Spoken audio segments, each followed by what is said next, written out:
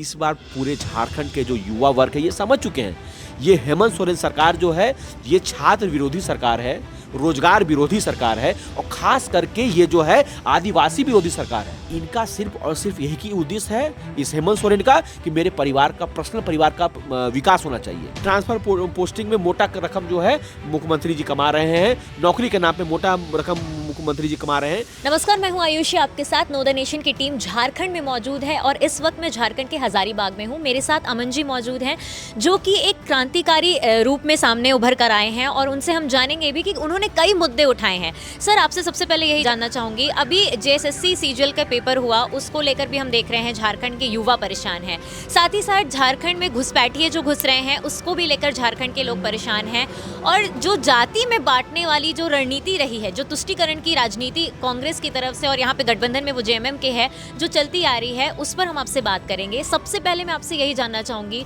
जो घुसपैठिए आ रहे हैं उससे कितना फर्क पड़ रहा है? झारखंड को यहाँ के मूलवासियों और झारखंडियों आदिवासियों की वजह से जाना जाता है, क्योंकि बिहार से झारखंड का जब विभाजन हुआ था तो इन्हीं चीज़ों को लेकर के हुआ था। तो आप देखिएगा कि कहीं पर भी अगर आदिवासी है, हमारे भाई यहाँ पर है, जो कि आपको जनसंख्या उठाइएगा, जब झारखंड बिहार अलग हुआ था, मान लीजिए कि जनसंख्या मान लीजिए कि 20,000 ऐसे पकड़ लीजिए।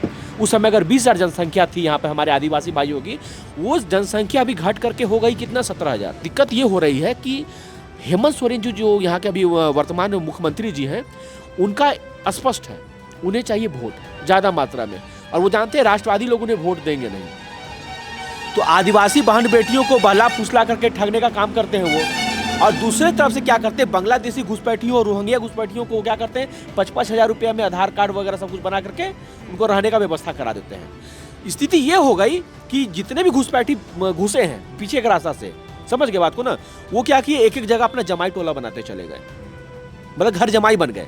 अंतिम स्थिति यही थी उनकी कि भाई इन लोग को ठग बुक करके आदिवासियों की जमीन को हथियाना है और यहाँ का मूलवासी बन जाना है।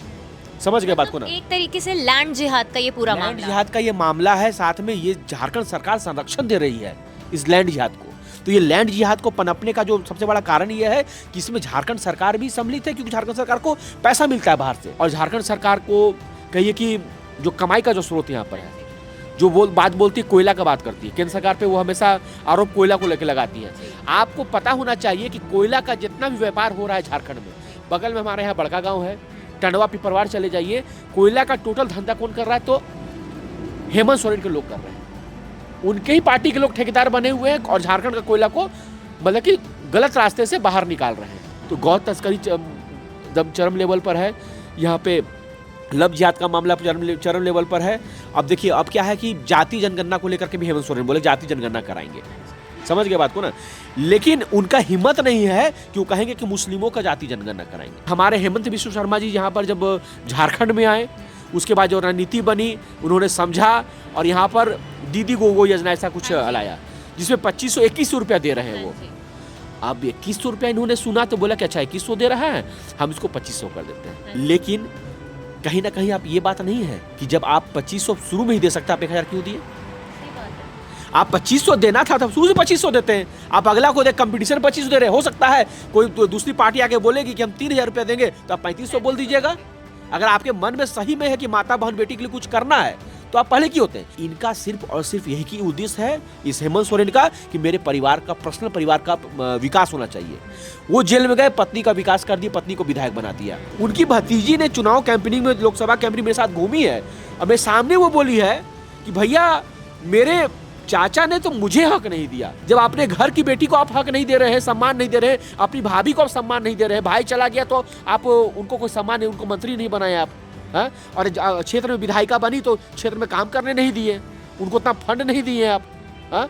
तो आप उनका सम्मान नहीं करें तो आप कैसे मैया सम्मान कीजिएगा, सो बताइए। अभी तक इनकी 4 साल की जब इनका कार्यकाल रहा तो इन्होंने पेपर भी नहीं करवाए थे युवाओं के लिए, और जैसे ही आखिरी के कुछ महीने अब आए तो इन्होंने फटाफट एक्सरसाइज वाले भी करवा दिए, जिसमें 20 लोगों की मौत हो गई थी। उसके बाद जो है पेपर जेएसएससी का करवाया, वो लीक हो गया, लेकिन उस पर भी कोई कार्रवाई नहीं हो रही है। ऐसे में यहाँ के युवाओं को कितनी प्रॉब्लम होती है, कितनी परेशानियाँ होती है? मैं आपको बता देता हूँ कि यहाँ के जितने भी विद्यार्थी लोग हैं, उन्होंने हजारीबाग से, इसी धरती से हजारीबाग से पैदल चल करके करीब 20,000 की संख्या में मुख्यमंत्री का आवास तक जाने का काम किया। उन लोगों को लठ मार के भगाने का काम किया इस हेमंत सोरेन ने। आप एग्जाम निकालते हैं, पेपर को लीक कर देते हैं, पेपर को बेच देते हैं। आप बेच रहे हैं कि डीएसपी इतना लाख रुपया बनाएंगे, बीडीओ इतना लाख में बनाएंगे, सीओ इतना लाख में बनाएंगे। क्यों भाई? ट्रांसफर पोस्टिंग में मोटा रकम जो है मुख्यमंत्री जी कमा रहे हैं, नौकरी के नाम पे मोटा रकम मुख्यमंत्री जी कमा रहे हैं। इस बार पूरे झारखंड के जो युवा वर्ग है ये समझ चुके हैं, ये हेमंत सोरेन सरकार जो है ये छात्र विरोधी सरकार है, रोजगार विरोधी सरकार है, और खास करके ये जो है आदिवासी विरोधी सरकार है। हिंदू विरोधी तो थी ही ये सरकार। इनका पता कर लीजिए, कहीं इन्होंने बोला कि राम कर रहे हैं, क्या है हिंदू, क्या होता है, हम आदिवासी। कई मामला एक सामने में आया था कि गांव के गांव खाली करा दिया गया था, वहां पे आपने घर देने का काम नहीं किया।